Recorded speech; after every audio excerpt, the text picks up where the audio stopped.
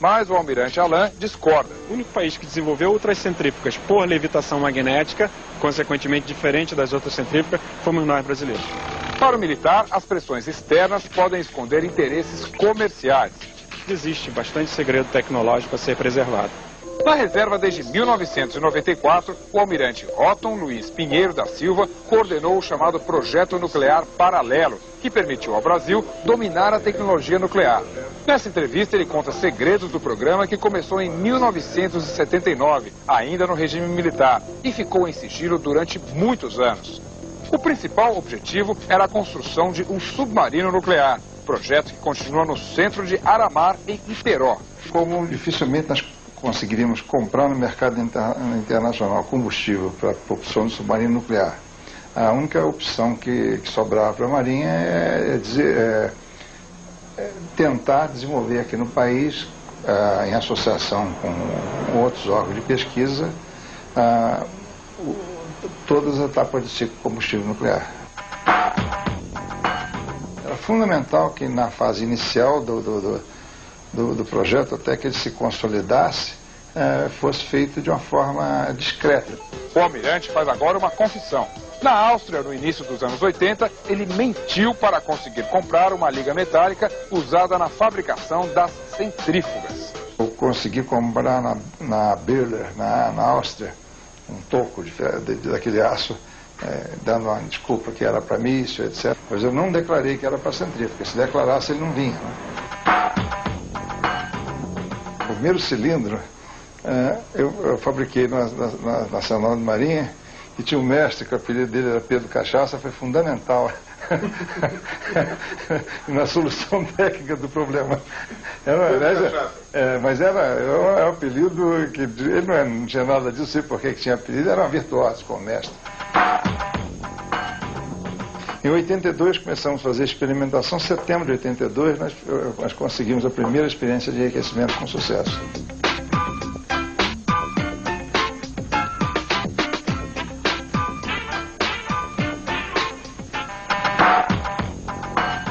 Para despistar, o almirante Otton mandou recuperar 3 centrífugas alemãs, trazidas para o Brasil na década de 50. Na época, uma visita do Kennedy, que é embaixador plenipotenciário americano, lá na agência internacional, que ele perguntou se nós estávamos desenvolvendo, eu disse que sim, mostramos para ele todo o nosso desenvolvimento, ou seja, aquelas centrífugas antigas, e ele saiu tranquilo, achou. Os senhores mentiram, enganaram. Não mentimos, nós demos uma verdade parcial. Houve pedidos de inspeção, mas os pedidos foram negados. Nós tivemos, por 2 vezes, tinha um chamado, entre aspas, adido científico do consulado aqui em São Paulo, que ele vivia pedindo... Consulado americano. Exatamente. Pessoal, quero falar com vocês sobre o almirante Otton Pinheiro. O almirante Otton é um grande cientista brasileiro, físico nuclear, pai do programa nuclear brasileiro, e o almirante Otton tem uma belíssima folha de serviços prestados ao Brasil. No entanto, o almirante Otton, apesar de tudo isso, hoje está confinado, mofando, é o termo certo, numa penitenciária brasileira, condenada a 43 anos de prisão. Ele tem 78, ou seja, pena de prisão perpétua. O almirante Otton, ele é pai do submarino nuclear brasileiro, projeto paralisado. Ele detém conhecimento sobre o ciclo do urânio, inclusive o urânio enriquecido, e esses conhecimentos dele sempre foram aplicados para fins pacíficos aqui no Brasil. Sabendo todos nós que um conhecimento que ele tem poderia ser construído a partir disso uma bomba nuclear brasileira. E o almirante Otton está sendo acusado daquilo de ser participar de organização criminosa, corrupção passiva, obstrução de investigação judicial. Cada um desses pontos foi rebatido de forma consistente pela defesa, para no mínimo criar dúvida no espírito do julgador, mas não. Os julgadores hoje não têm mais dúvidas, eles têm convicção e não precisam mais de provas, bastam-lhe as suas convicções. E aí temos esse verdadeiro herói brasileiro mofando numa penitenciária.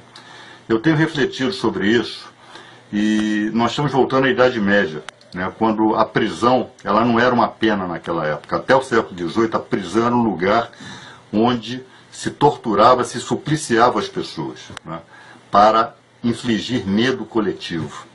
Hoje, essa história de devido processo legal, como reza a Constituição, isso não existe mais. Fazem-se audiências, monta-se um processo, prolata-se uma sentença por mera formalidade, porque o julgamento ele já está definido. Na verdade, o almirante Otton está cumprindo pena por castigo, está cumprindo pena a prisão sem pena, né? Apenas para meter medo e apenas para atender a interesses estrangeiros, porque é a esses interesses que a prisão dele interessa. O almirante Otton é sinônimo de soberania nacional. O almirante Otton é sinônimo de desenvolvimento tecnológico nacional. Então nós temos que lutar pela libertação do almirante Otton. Eu estou nessa luta. Quero você comigo. Grande reflexão.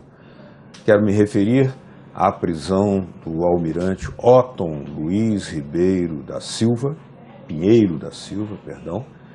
que é o presidente da Eletronuclear e é considerado o pai do programa nuclear brasileiro.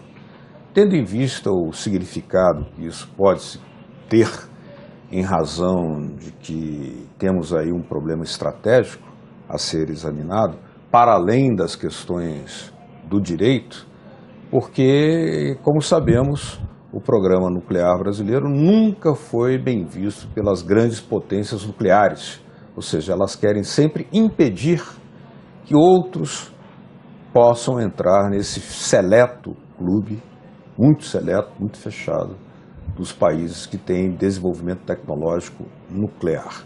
Porque, evidentemente, isso permite àquele país um desenvolvimento produtivo capaz de alicerçá-lo a posições ainda mais importantes. O Brasil tem essa potencialidade, tem esse programa, aliás, desde a década de 50, quando o almirante Álvaro Alberto, também um almirante, ele deu início a esse programa na era Vargas e tivemos sequestradas algumas turbinas atômicas compradas da Alemanha no porto de Hamburgo por dispositivos militares norte-americanos.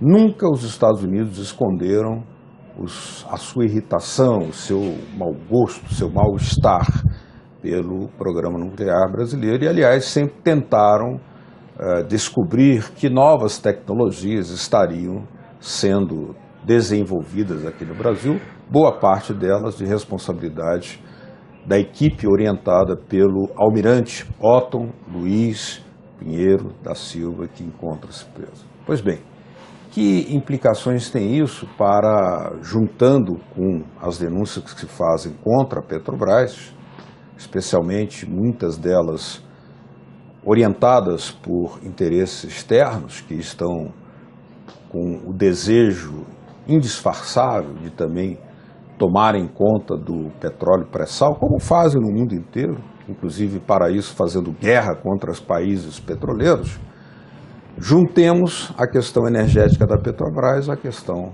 da defesa que representa o programa nuclear. Ou seja, para defender o programa do pré-sal, é preciso ter um programa nuclear desenvolvido, entre outras coisas, o submarino nuclear, que tem o seu desenvolvimento orientado, em boa medida, pela equipe dirigida pelo almirante Otton Luiz, que encontra-se preso. Para fazer uma reflexão bem ampla em torno desse momento que estamos vivendo, nós temos aqui conosco no programa Contra a Corrente a presença do embaixador Samuel Pinheiro Guimarães, aqui dou as boas-vindas aqui.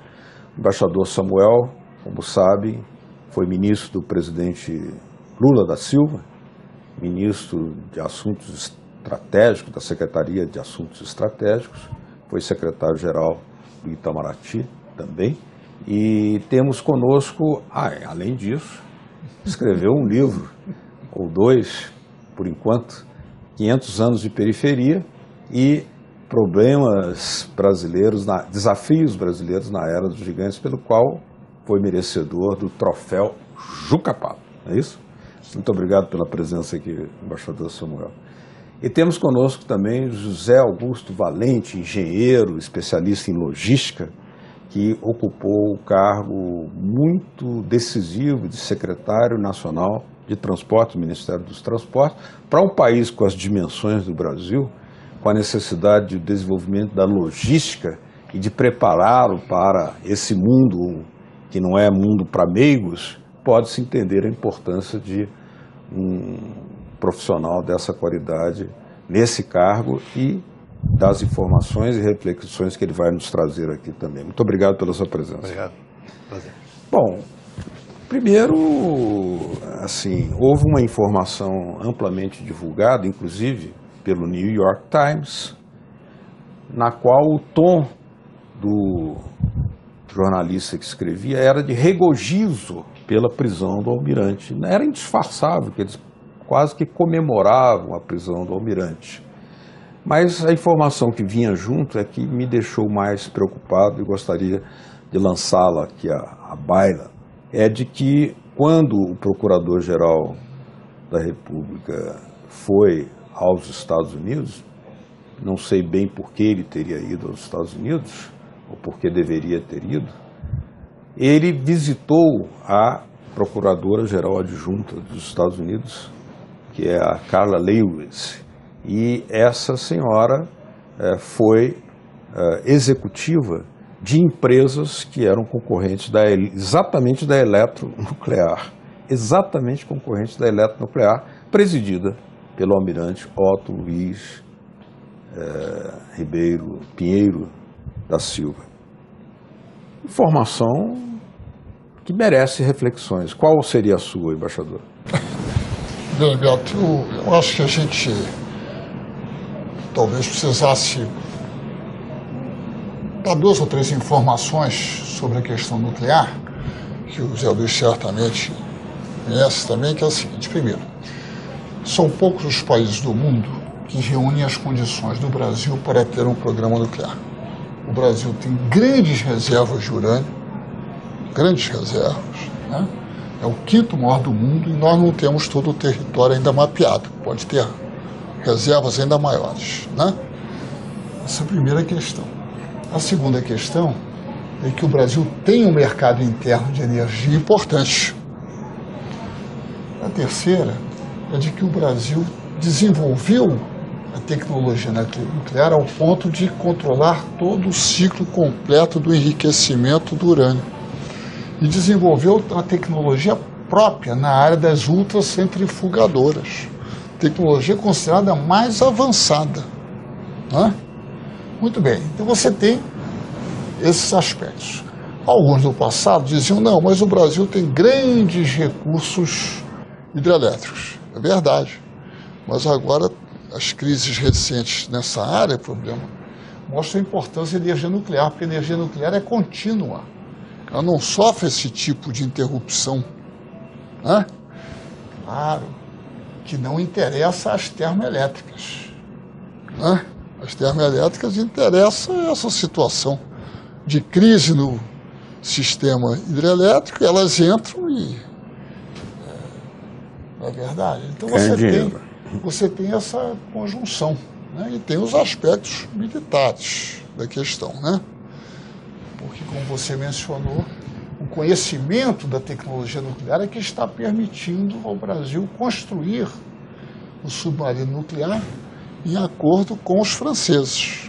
Mas o Brasil tem um conhecimento avançado e creio que o Brasil vai produzir o reator que vai ser utilizado no submarino. Uhum. Né? Isso tem uma importância enorme, porque o submarino tem uma força dissuasiva muito grande, né? Pelas suas características e tudo, né? E isso atualmente está ligado também ao pré-sal, né? Como você mencionou, né? Então eu acho que é muito, digamos, interessante essa notícia que você mencionou do New York Times, né? Que revela os interesses que estão em jogo, Não chega a revelar os militares, mas revela os econômicos, né? São muito deveriam ser muito preocupantes para o governo brasileiro. Deveriam ser muito preocupantes, né? Não é verdade? Porque faz parte de um ataque geral. Não é só isso, é um ataque geral contra o Estado brasileiro. Dentro dessa situação geral, você tem um ataque geral contra o Estado, né? Eu queria dizer a você logo que estamos implementando o consenso de Washington em todos os seus aspectos, né? Um deles é da redução do Estado. Então, o ataque aos grandes instrumentos do Estado, na área de energia, né? E na área da engenharia de construção, que é um instrumento privado, mas faz parte de um dos instrumentos do Estado, da sociedade brasileira. Na área também, você verá no futuro oportuno, na área financeira, ocorrerá em algum momento. Esse ataque irá para essa área também, né? Nesse caso, José Augusto Valente, nós temos aí um quadro que, para muitos, seria apenas um problema de moral, da ética, na manipulação dos recursos públicos. Mas, para o bom entendedor, nunca uma coisa vem desacompanhada da outra, né? E nesse momento nós temos uma situação em que as empresas que, junto com a Petrobras, fizeram as maiores obras de infraestrutura e as obras mais importantes para a integração latino-americana, são exatamente essas que estão sob mira. A averiguação, a investigação, tudo que for contrário à lei, evidentemente, deve ser apurado, devem haver punições caso se encontrem irregularidades. Mas isso não significa destruir as empresas, que são alavancas que fazem ações conjuntas com o Estado brasileiro. Agora, quando chega também, não só a Petrobras, mas também a Nuclebras, que envolve o programa do submarino nuclear, também é alvo dessa ação, que visa uma espécie de paralisia produtiva, aí como é que as forças vivas da nação, a seu ver, deveriam reagir? Então, eu acho que é importante a gente observar que desde que o presidente Lula tomou posse, em 2003, teve início uma campanha, através da grande imprensa, de desgaste permanente, com a finalidade, naturalmente, de não deixar que passasse mais do que 4 anos só de governo, né? Então, eu até mencionei isso num programa anterior aqui, na área da logística, algo que aconteceu no governo anterior, que foi um apagão, de fato, energético, porque não tinha energia, porque não se prepararam para isso, e aí teve racionamento, teve uma série de consequências, porque houve, de fato, um apagão. O governo anterior ao governo Lula. Que isso, o Fernando Henrique, o governo Fernando Henrique. Então, essa palavra apagão, que marcou lá o Fernando Henrique, a imprensa tratou de trazer para o governo Lula e começar a identificar onde é que podia usar a palavra apagão. E um dos primeiros foi apagão logístico, né? Então eles diziam, se não for feito nada, o Brasil, o mercado, o comércio exterior vai ser prejudicado, não sei o que, enfim. E começaram a usar esse termo, apagão logístico. Depois as subdivisões, apagão rodoviário, apagão ferroviário, apagão portuário, apagão aéreo, né? Bom, claramente havia um interesse em não deixar que o governo Lula durasse para além dos 4 anos. Então, um primeiro dado que eu acho que é importante é ver a seletividade que ocorreu nessa questão da corrupção, por exemplo, de tratar a corrupção, né? E as coisas são óbvias. O tal do mensalão tucano, ele ocorreu 4 anos antes do que se cunhou como mensalão do PT. E, no entanto, até hoje não foi julgado. O mensalão tucano, daqui a pouco as pessoas já morreram ou prescreveu para a maioria. O que evoluiu foi o mensalão do PT.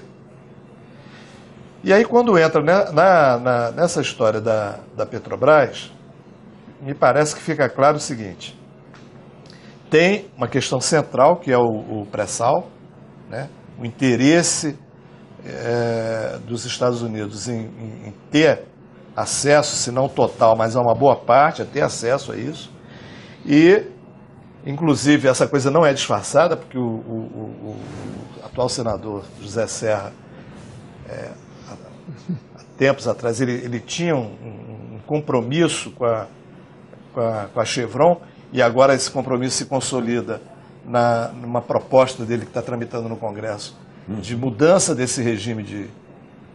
Na verdade, ainda não é a mudança do regime de partilha, mas é o ponto inicial para a mudança do regime de partilha, tirar a exclusividade da Petrobras. Retira a Petrobras da condição de operadora única. Isso. Né? Bom, e aí a gente vai olhando tudo isso, bom, a sociedade diz assim, pô, a operação Lava Jato é espetacular, vai prender muita gente, já prendeu alguns. Quando começa a prender empreiteiros, aí as pessoas, pô, finalmente os empreiteiros também estão sendo presos. E está tudo parecendo, né, e que é um problema simplesmente de combate à corrupção, que, aliás, o governo Lula instaurou um monte de medidas, várias medidas, para, de fato, combater a corrupção. Quando chega nas grandes, Camargo Correia, Andrade Gutierrez, Queiroz Galvão e Odebrecht, que é a maior delas todas, aí a gente começa obrigatoriamente a pensar assim, o que está por trás disso tudo daí? Né? O que está por trás?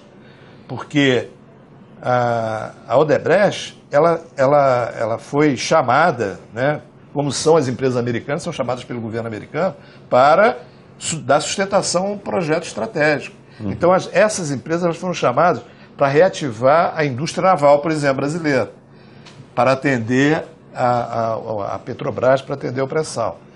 E a Odebrecht entrou na petroquímica, que também é uma área estratégica, além de um início de expansão no mundo, mas especialmente em atendimento às necessidades dos países da África. Ora, essas empresas estão sendo destruídas, porque não é só a questão de punir o fulano lá que fez ou não fez, né? Elas estão sendo desativadas. Inclua aí também a OAS, eles estão vendendo as concessões que eles tinham, as várias aí, de aeroporto, de rodovia, porque se inviabilizaram financeiramente. Os bancos não querem mais financiar nada dessas empresas. Então, está sendo feito um desmonte da capacidade produtiva brasileira numa área que é estratégica. Porque a empreiteira não é só aquela que faz e constrói estrada. As empreiteiras hoje estão em projetos também, já não são mais só empreiteiras, essas grandes empresas de construção, dos estaleiros, por exemplo, da produção do tal do conteúdo nacional para a Petrobras. E já está começando a contratar, a Petrobras está sendo obrigada já a contratar navio na China e na Coreia, direto. Né? E algo que até algumas dessas empresas estavam aqui, a Samsung, a Daewoo, a Hyundai, elas estavam aqui participando desse projeto de conteúdo nacional. Aqui, gerando emprego aqui, gerando renda aqui e principalmente gerando conhecimento aqui. Essa coisa está sendo desmontada. E eu acho que não é possível que alguns setores da sociedade que a gente não consiga mostrar e não consiga articular um movimento que defenda esses interesses, né? Que passaria por setores liberais progressistas, Forças Armadas, as igrejas, enfim, tem vários setores da sociedade que eu acho que poderiam entrar nesse tipo de movimento. É claro que se elas enxergarem que é isso mesmo que está em jogo. Por exemplo, se os militares enxergarem o que está em jogo quando prendem o almirante. Mas nesse caso, embaixador, você não acha que, por exemplo, se você paralisar um programa do tipo programa nuclear, que se desdobra em paralisação da proteção ao pré-sal, que é atacado pelo outro lado, pela tentativa de retirar a Petrobras e torná-lo muito mais vulnerável, acessível às empresas transnacionais do petróleo, e o senhor assinalou aí na fala anterior que vem aí a próxima etapa, que é a área financeira. Parece que a trama está toda bem desenhada e que apenas há uma cortina de fumaça chamada mídia que esconde os fatos, ao invés de revelá-los. Só para acrescentar um pouco que o Valente mencionou, se me permitir, você me dirá se eu estou certo. Você veja o seguinte: de um lado, você tem um grande interesse nacional em que o Brasil seja um grande país exportador de commodities. Não há nenhum interesse que o Brasil se industrialize, nem que fortaleça programas como o do conteúdo nacional. Que já há, por exemplo, um parecer do TCU, que é um outro instrumento de toda essa grande articulação política, né, dizendo que as empresas não cumpriram os contratos, os estaleiros não cumpriram os contratos. E, portanto, é preciso acabar com a ideia do conteúdo nacional.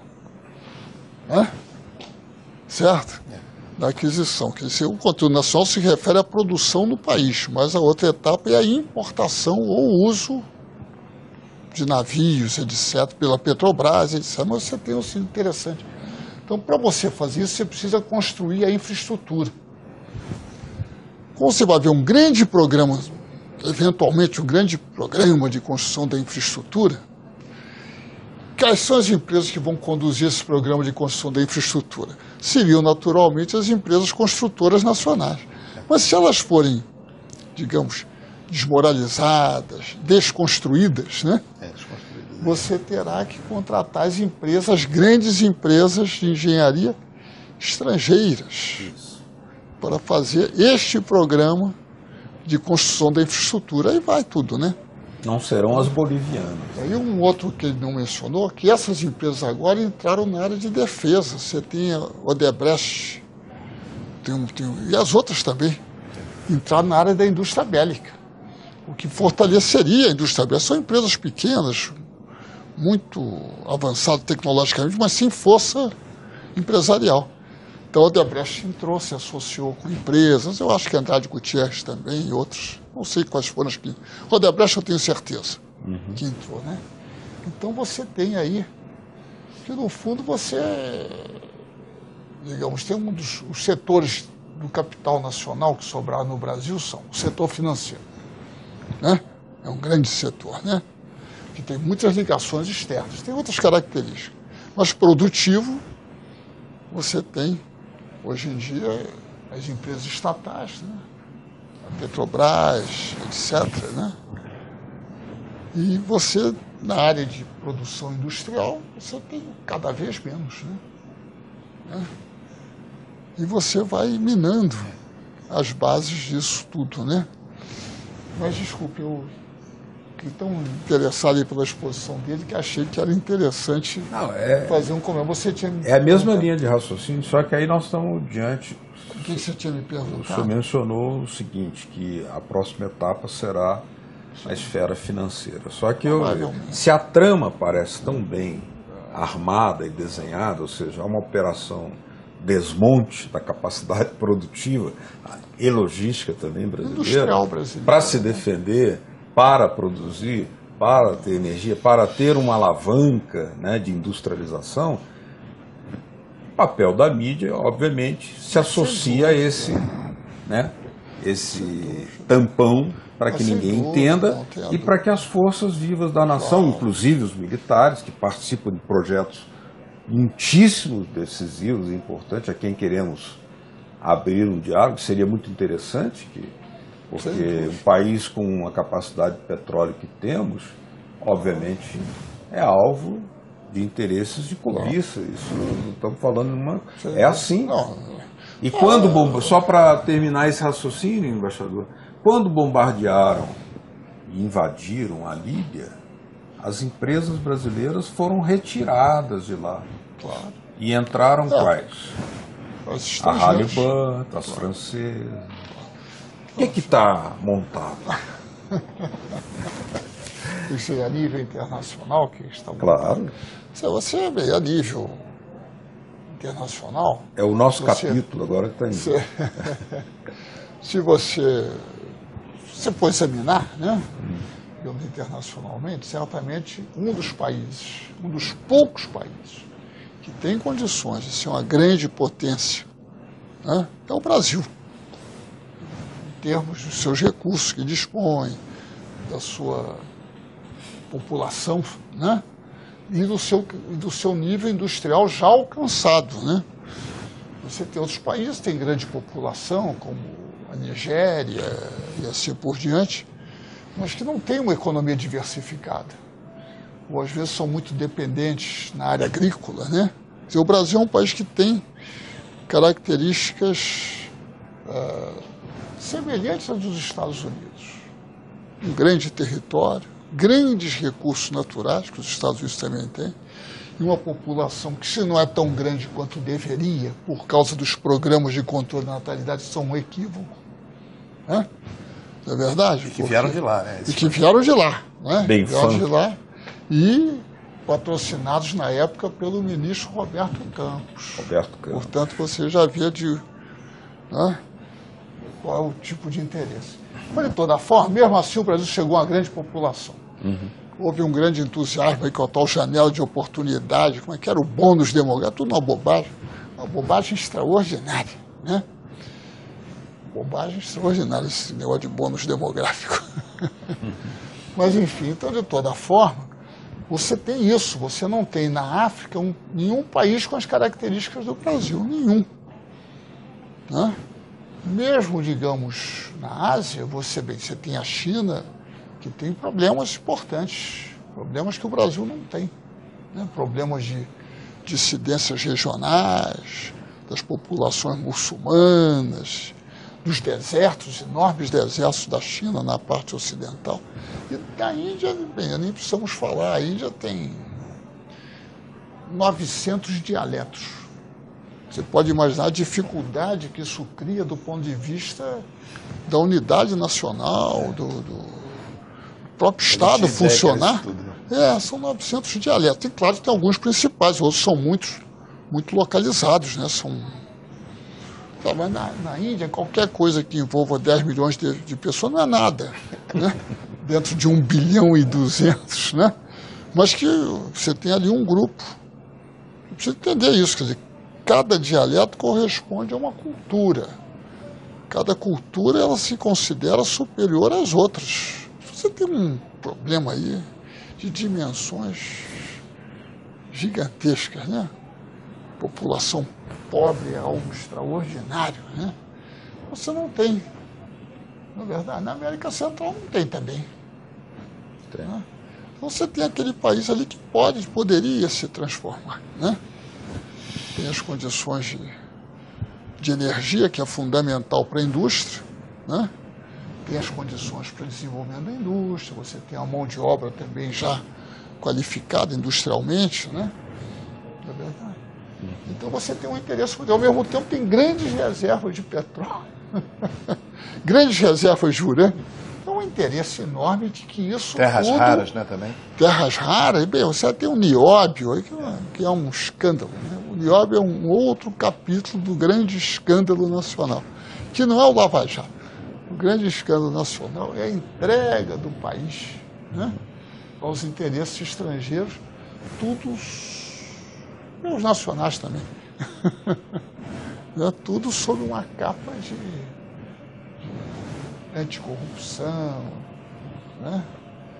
Agora, então você está dentro de um jogo internacional muito forte. Você tem de um lado isso, de outro lado você tem a competição entre a China e os Estados Unidos, que é uma competição por recursos naturais.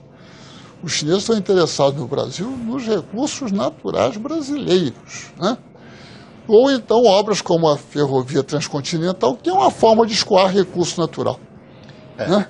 Tem outros efeitos. Se precaver do claro. uso do Canal do Panamá, a geopolítica dos Estados Unidos. Fazendo o canal da Nicarágua. Ainda fazem o canal da Nicarágua. Né? E fazem aqui também, né, de ter acesso. Claro que o governo poderia transformar esse interesse chinês numa enorme alavanca de reindustrialização do Brasil. Poderia, né? Poderia com outra política econômica, não com esta. Esta política econômica leva a um retrocesso importante na economia brasileira, na economia e na sociedade, né? Agora, nesse momento... Não sei se estou sendo muito...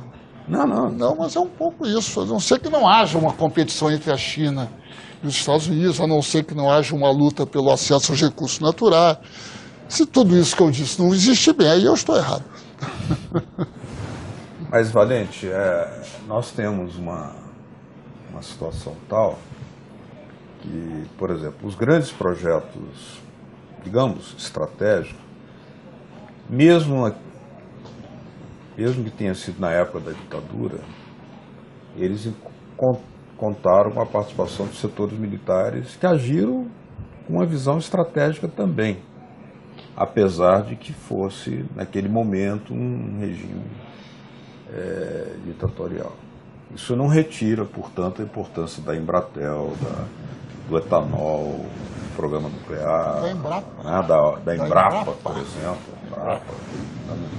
e do programa espacial, a base de Alcântara, por exemplo.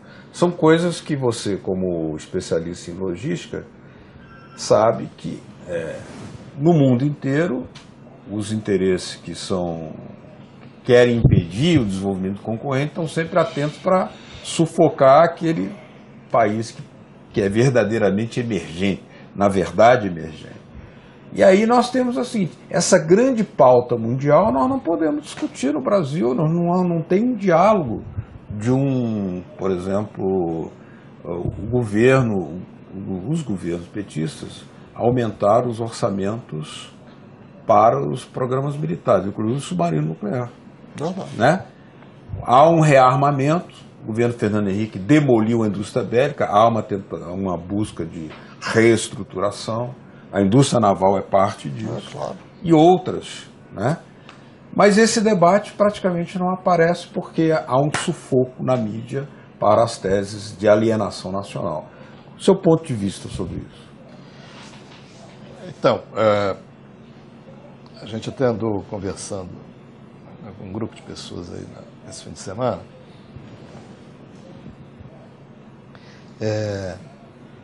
Eu acho que urge uma articulação mais forte e que não vai ser assim, no nível do que a mídia faz, não vai aparecer, mas eu acho que urge uma articulação que consiga trazer setores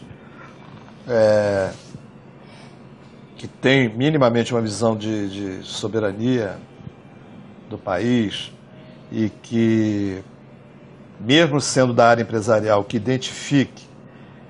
Vou até fazer um parênteses aqui. Eu estive conversando há uns 4 meses atrás com um grande empresário e aí eu falei, ele dizendo assim, não, porque a economia não está indo bem, não sei o quê, eu vou esperar para ver como é que fica.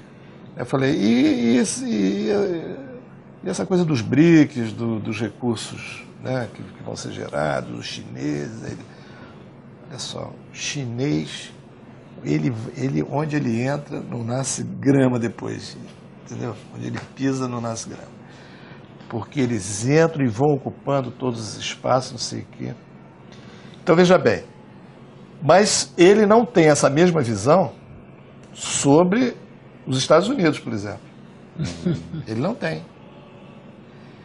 Que onde, né, dependendo da situação, da forma como entra aqui, sufoca e não deixa nascer, não nasce nada. ali. Né? Então, agora, não é uma tarefa fácil, porque nós fomos, enfim, catequizados para o fato de que os Estados Unidos é um grande aliado, os países da Europa que estão na OTAN são os grandes aliados e os outros são os grandes inimigos. Né? Ainda tem a história do comunismo que está vigorando hoje ainda, com muita força. Então, eu não sei dizer do ponto de vista político, não saberia dizer o que partidos devem fazer, movimentos sociais devem fazer, mas que eu acho que tinha que se livrar dessa pauta da simples corrupção, eu não tenho dúvida. Hoje mesmo, agora, o ex-ministro José Dirceu foi preso de novo. E a alegação, né, é que a empresa dele, de consultoria, teria recebido dinheiro das empresas que estão sendo investigadas no Lava Jato, que, aliás, devem ter contratado também muitos outros do lado de lá, do lado dos tucanos, do DEM, essa coisa toda, e foi preso para verificar se os serviços contratados foram feitos de fato. Você vê, o cara já está preso. É prisão domiciliar, ele não está solto. Ele deve estar preso, prisão domiciliar. 200 mil restrições. Quer dizer, ele tem que ser prisão preventiva de novo. Preventiva. Para investigar uma coisa que... quer dizer, é óbvio que tem muitas outras coisas por trás disso tudo. Né? Então, quando junta o Almirante e essa ofensiva que está sendo feita agora, e que a Veja tentou, inclusive, né, botar o Lula, o ex-presidente Lula na história, é óbvio que há uma orquestração. E eu acho que os setores nacionais aí, que têm essa visão da importância da soberania nacional, tem que buscar uma forma de se articular e fazer frente a isso. Porque senão daqui a pouco, a guisa de combater a corrupção, vai se destruir praticamente tudo que a gente, com muito esforço, construiu, algumas coisas mais recentes, como essa retomada da indústria naval. Mas a retomada da indústria naval, houve retomada, porque a indústria naval já foi pujante. A indústria naval brasileira. Foi destruída. Inclusive, a armação brasileira, ela era responsável por 27% do movimento do comércio exterior na navegação de longo curso. E o ex-presidente Fernando Henrique, em 96, numa tacada, dentro de um projeto que seria para beneficiar a cabotagem, ele acabou com a armação nacional. Após as medidas que foram tomadas, não durou um ano, os armadores nacionais tiveram que acabar. Entendeu? Então, quer dizer, aí hoje já tem essas coisas todas, ficamos reféns da armação internacional. Quer dizer, o comércio exterior brasileiro é refém, ainda não é refém porque eles ainda não resolveram botar o Brasil refém. Mas se precisar botar, bota. Não tem. Isso aí Mas nesse caso, embaixador, nós estamos diante de um enigma político, né? Como encontrar uma palavra de ordem que junte as forças democráticas que zelam pela legalidade democrática e que, ao mesmo tempo, identificam a democracia com a soberania nacional, porque senão é uma democracia em abstrato também, ou seja, um projeto nacional, segundo o que foi exposto até aqui, vem sendo ameaçado de ser travado, de ser desconstruído, e que, para ser retomado, precisa construir uma unidade do país com todas as forças vivas, inclusive os militares, nacionalistas, democráticos, sintonizados com a Constituição, e que queiram zelar também para que o Brasil não seja reduzido nas suas empresas, na sua política internacional, na sua capacidade industrial, a um país de segunda, na sua exploração e controle das riquezas minerais, a um país mínimo, ou seja, tudo aquilo que ele, negando que ele pode ser, que ele já é e que ele ainda poderia ser, se continuar avançando. Como construir essa palavra de ordem, esse clamor em favor da união nacional, da legalidade, mas ao mesmo tempo da soberania? Olha, eu acho naturalmente, cabe ao governo defender a soberania nacional. Mas naturalmente, o governo é sujeito a muitas pressões, muitos interesses, nos mais diversos setores, todo tipo de interesses, né? Nacionais e estrangeiros, porque há os interesses nacionais também que não estão preocupados com a soberania, de forma alguma, não tem nenhuma preocupação com a soberania, porque acham, a seu juízo, que para eles isso não é uma questão importante. Então cabe ao governo, vamos deixar isso claro, cabe ao governo. Cabe ao governo defender a nação brasileira, a sociedade brasileira, cabe ao governo promover o desenvolvimento do país e assim por diante. Cabe ao governo estabelecer qual é o seu projeto para o país. Naturalmente que as organizações sociais, os partidos, os movimentos sociais, os sindicatos, as associações de classe, aí entra inúmeras, deveriam também se mobilizar, mas elas, você já mencionou tantas vezes, digamos, o Clube de Engenharia faz um estudo, um projeto sobre a importância da engenharia para o desenvolvimento. Isso não tem nenhuma repercussão na sociedade. Repercussão zero. Conhece quem foi lá ao clube, conversou, e assim por diante. Então você tem um problema de comunicação. O problema de comunicação é um problema do governo. Não é a sociedade que vai resolver o problema da comunicação. A sociedade pode tentar se organizar, aqui como na TV comunitária, tenta criar um debate, levantar as teses, tudo isso sob enormes restrições financeiras e legais. Porque o governo também criou uma legislação, o governo que eu digo, no sentido mais amplo, que o governo no seu sentido executivo, legislativo, judiciário, o Estado, digamos, criou uma legislação que dificulta, E, por outro lado, o governo usa o seu poder de compra, que é o poder de compra de espaço publicitário, para favorecer certos setores que não têm nenhum interesse. Não é que eles não têm, eles têm um projeto nacional. Só que não é um projeto nacional autônomo, é um projeto nacional submisso. É um projeto nacional para que o Brasil faça parte de um sistema maior ali, numa posição secundária, produtor de matérias-primas, coisa desse tipo, É verdade? Ele tem um projeto. Quando a gente fala, não tem um projeto nacional brasileiro, tem sim. Tem um projeto, só tem que ele não é soberano. É um projeto nacional com características não soberanas, de subordinação. Isso existe. Não só existe, como está em curso.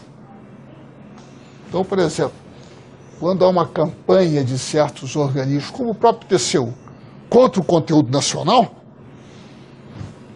isso faz com que não haja indústria naval. Não existe indústria naval, o Brasil se encaixa num programa internacional de transporte. E na divisão do trabalho internacional. Divisão na área do transporte. Quer dizer, então o Brasil não tem marinha, não tem armação nacional, não tem marinha mercante nacional. Não sei se a marinha de cabotagem é aberta internacionalmente. Não. Mas já li em jornais que há tentativas de abrir também. Mas de toda maneira a Ambuvisud, por exemplo, a aliança aqui é da Ambuvisud. Pois é, não tem, então está aberta o capital estrangeiro. Porra.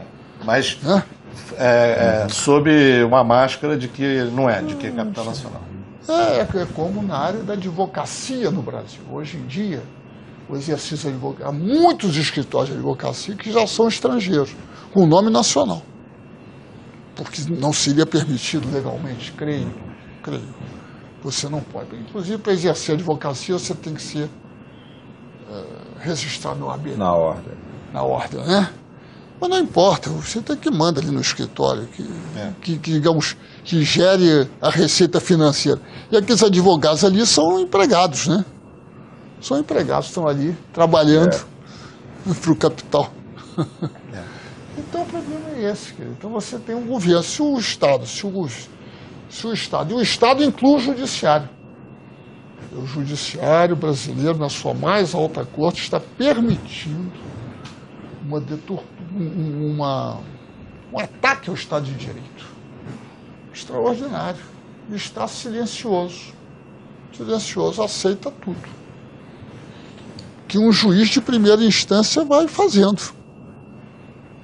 E lá no Judiciário, e ao mesmo tempo, um juiz da Suprema Corte senta em cima, pede vista de um processo há 1 ano e 2 meses sobre o financiamento público das campanhas, e os outros juízes da Suprema Corte não dizem nada. Então, cara, olha, a responsabilidade é ampla. E só cabe, no fundo, os movimentos sociais procurarem romper levar o governo a ter um projeto nacional soberano. E só os movimentos sociais é que poderão fazer isso. Pelo que eu vejo, eu posso estar enganado, né?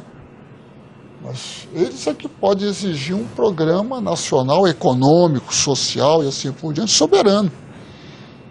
Né? Agora, existe aqui também a nossa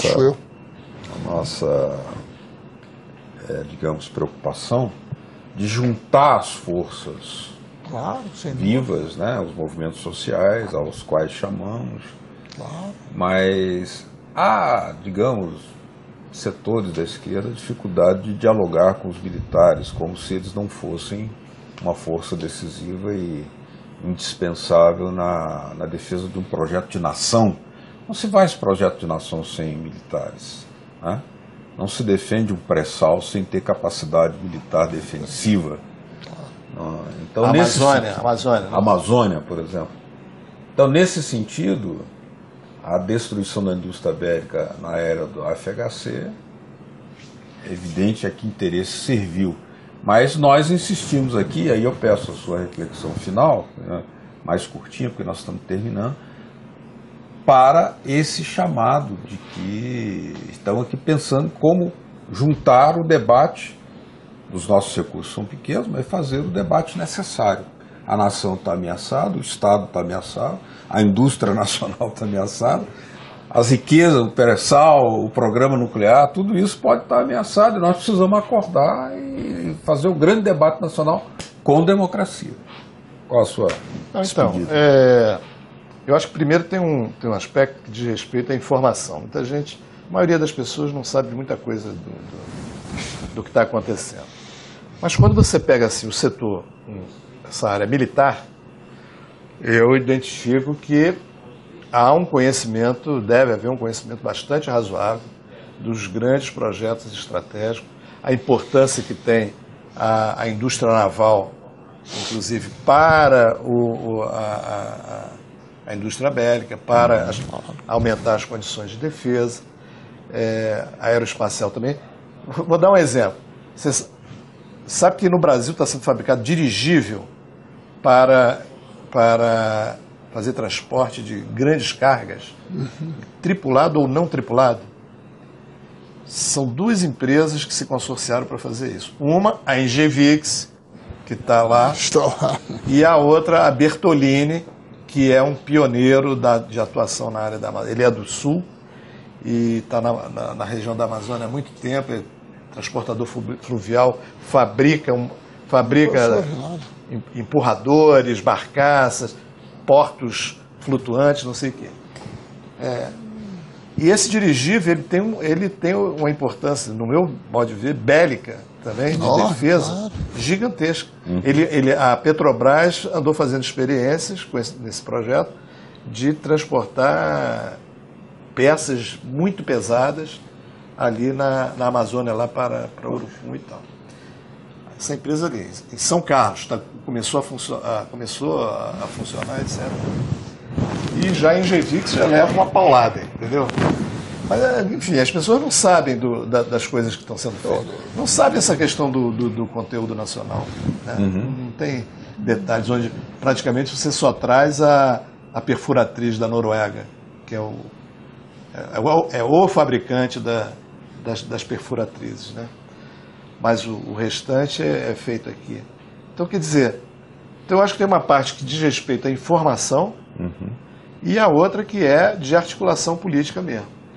E de fazer avançar um pouco, sair da defensiva e ir para uma ofensiva com relação a esse tema. Muito bem. Queria fazer aqui uma sugestão. Sua despedida. Não, só rápida. Minha despedida é o seguinte: nós falamos aqui em articular os movimentos.